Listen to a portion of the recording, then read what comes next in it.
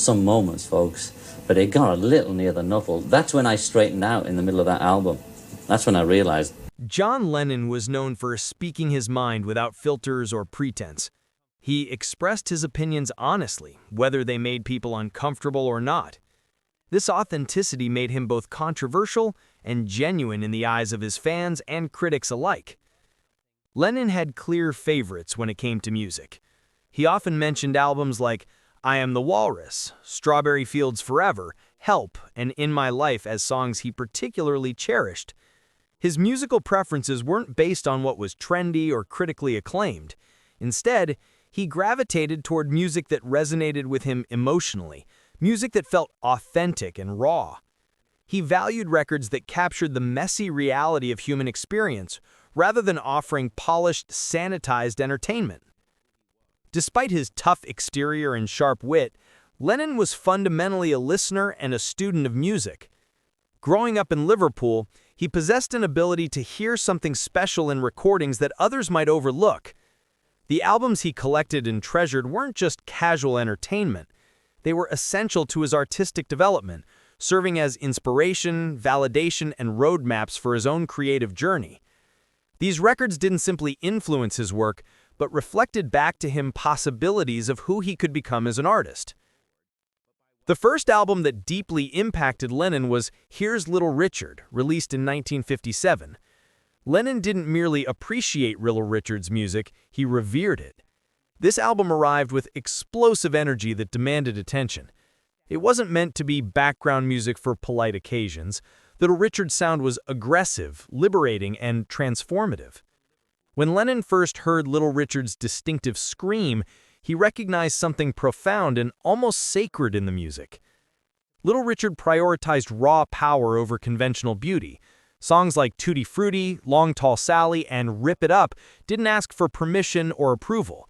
They simply burst forth with uncontainable energy. As a teenager in Liverpool, Lennon was completely transformed by this music. He later said that Little Richard taught him music should make people lose control. The piano rhythms pounded with manic intensity, while the vocals howled, shrieked, and laughed simultaneously. There were no restrictions or conventions in this music. No one expected listeners to remain calm or quiet. This was rebellion expressed through rhythm and sound. Lennon loved that Little Richard appeared dangerous, sounded dangerous, and offered no apologies for his approach. Years after first hearing these recordings, Lennon's own vocal style still carried echoes of Little Richard's influence. That raw edge and refusal to be domesticated remains central to Lennon's artistic identity. Little Richard didn't just influence Lennon's technique, he gave him permission to express himself with complete abandon. The second significant album was Chuck Berry's After School Session, also from 1957. Chuck Berry represented something Lennon hadn't fully appreciated before. Rock and roll could tell meaningful stories. Berry's songs weren't just energetic noise, they contained narratives about real teenagers living real lives. He sang about school, cars, romance, and the desire for freedom. These were subjects Lennon could relate to directly.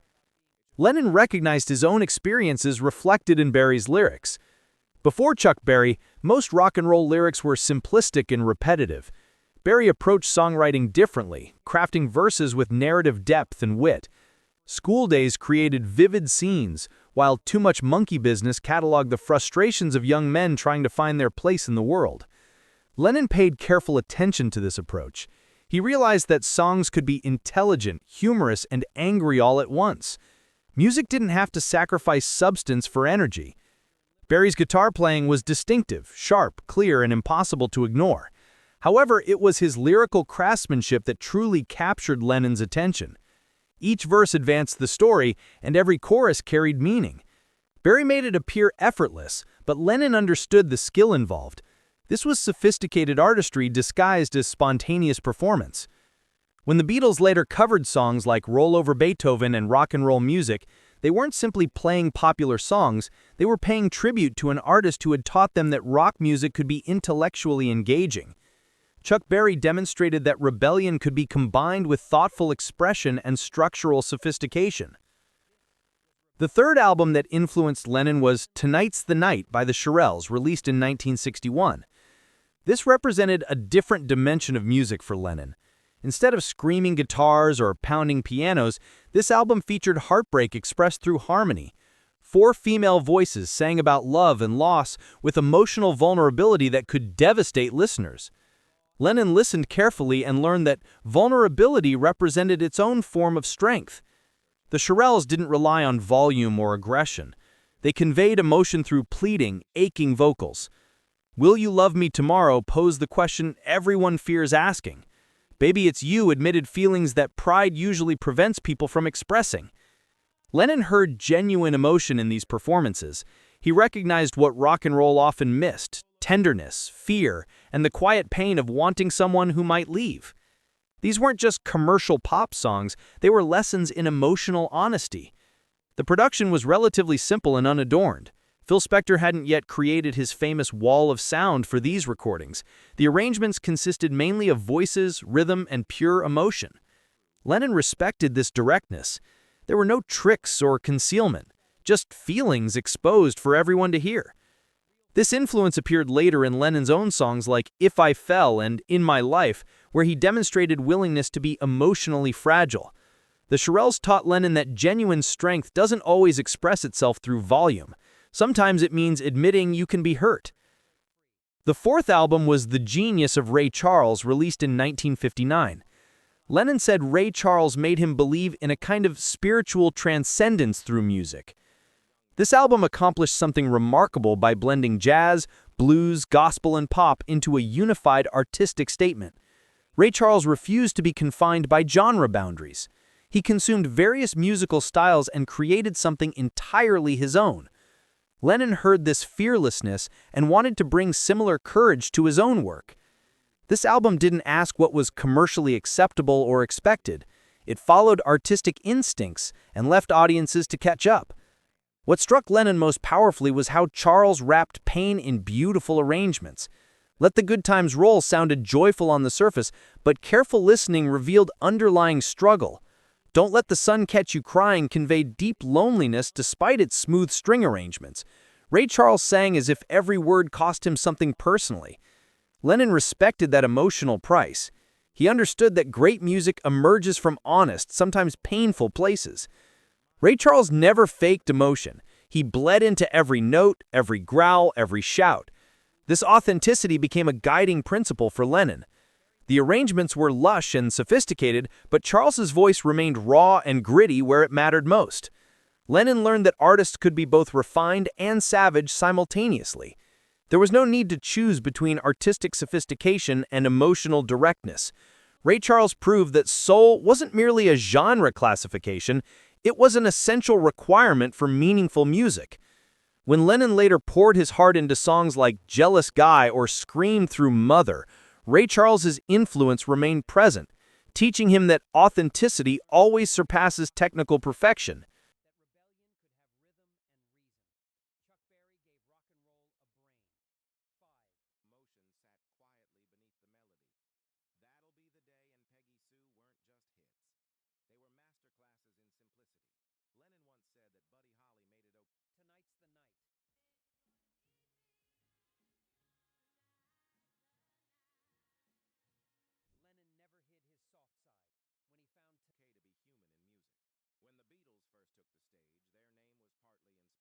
The 5th album was Going to a Go-Go by Smokey Robinson and the Miracles, released in 1965. Smokey Robinson wrote songs that sounded simple on the surface but contained emotional complexity underneath. This album became Lennon's masterclass in hiding depth within apparent sweetness. Robinson's voice was smooth and melodic, but his lyrics told sophisticated stories about longing, betrayal, and persistent love. Lennon called Robinson America's greatest living poet, not just within rock or soul music, but among all poets. Coming from Lennon, who rarely offered such high praise, this assessment carried significant weight. Robinson didn't need to shout to convey feeling. The tracks of My Tears smiled on the surface while expressing sadness underneath. This contradiction fascinated Lennon, who spent his entire career exploring the tension between public personas and private truth. Robinson demonstrated how to express everything without stating it directly. The metaphors did the emotional work, while the melodies carried the psychological weight. Lennon studied this balance carefully. How could an artist write something beautiful that still communicated truth? Robinson had mastered this approach. Every song functioned like a puzzle box with heartbreak concealed inside. The Miracles played with precision and taste, never showing off or including unnecessary flourishes. Everything served the song's emotional purpose. Lennon admired this discipline, even though his own music often exploded in more chaotic directions. Robinson proved that restraint could be radical, that saying less sometimes communicated more. When Lennon wrote songs like Girl or Across the Universe, Robinson's influence was evident. Poetry disguised as pop music, pain wrapped in beauty. Smokey Robinson taught Lennon that the sharpest emotional cuts don't announce themselves. They simply slice clean and deep. The sixth album was Bob Dylan's Bringing It All Home, released in 1965. Lennon encountered his creative equal when Dylan embraced electric instrumentation. This album arrived like an explosive device attached to a folk guitar. One side roared with electric energy while the other whispered with acoustic honesty. Dylan refused to choose between these approaches. He pursued both. Lennon heard this refusal to be categorized and recognized a kindred spirit. This represented an artist refusing to remain comfortable, refusing to give audiences what they expected. This courage awakened something in Lennon. Dylan's lyrics moved like poetry having a nervous breakdown. Subterranean Homesick Blues spit syllables faster than conscious thought. Maggie's Farm declared war on conventional expectations. Mr. Tambourine Man drifted into dreams that couldn't quite be remembered or explained. Lennon had always cared about lyrics, but Dylan made him realize he hadn't pushed far enough. Words could twist, surprise, and contradict while still making perfect sense or no sense at all. It didn't matter whether people understood immediately. What mattered was expressing truth, even if that truth arrived at angles rather than directly. The electric half of the album felt like freedom plugged into amplifiers. Dylan merged rock and folk without apologizing for the collision. Lennon was pursuing similar experiments with the Beatles around this time, but hearing Dylan's work confirmed he was on the right path. After encountering this album, Lennon wrote differently. Songs like Norwegian Wood and In My Life carried Dylan's fingerprints, not as copies, but as conversations between artists. Dylan showed Lennon that complete transformation didn't mean betrayal of your earlier self. Evolution represented survival, not abandonment. Bob Dylan taught John Lennon perhaps the most dangerous lesson: never remain static. The seventh and most important album was Elvis Presley's self-titled debut from 1956. Before everything else in Lennon's musical education, there was Elvis. Before the Beatles existed, before fame arrived, before Lennon understood who he wanted to become, he heard this album. It didn't just influence him, it fundamentally created the artist he would become. This was the earthquake that cracked open his world and revealed what was possible for a working-class kid from Liverpool. Elvis sounded unlike anyone before him. He was dangerous, sexual, wild, and free. Lennon heard this album and knew his life would never follow the path it had been on. Blue suede shoes kicked down metaphorical doors. I Got a Woman melted gospel and blues into something scandalous. Tutti Frutti exploded with joy and chaos. Elvis sang as if rules didn't exist, as if no one could restrict him. For a working-class teenager trapped in gray post-war Liverpool, this freedom was like oxygen. Lennon didn't just want to sound like Elvis, he wanted to feel the way Elvis made him feel. Untouchable, unstoppable, intensely alive in a way that made adults nervous. That first album was permission to become someone new. Elvis's voice was remarkable, raw, urgent, fearless, but the attitude was what hooked Lennon permanently. Elvis didn't request respect, he commanded it simply by existing. He took black music and country music and his own inexplicable magic and created something the world had never heard before. Lennon learned from this approach. Take what moves you, combine it with who you are, and refuse to apologize for the result. Every sneer, every provocative movement, every note that deliberately bent the wrong way taught Lennon that rebellion was an art form worth mastering. Elvis Presley didn't just give Lennon his favorite album, he gave him a reason to pick up a guitar and fight for his own voice. These 7 albums weren't merely records that Lennon enjoyed listening to, they were blueprints for how to remain authentic in an artificial world. They taught him when to scream and when to whisper, how to write truth even when it caused pain. Lennon's voice changed the landscape of popular music because these voices changed him first. Each album contributed something essential to his artistic development. Whether it was Little Richard's permission to lose control, Chuck Berry's demonstration that rock could be intelligent, the Shirelles' lesson in vulnerability, Ray Charles's proof that authenticity trumps perfection, Smokey Robinson's mastery of hidden depth, Bob Dylan's courage to evolve, or Elvis Presley's fundamental revelation that music could set you free. If I can remember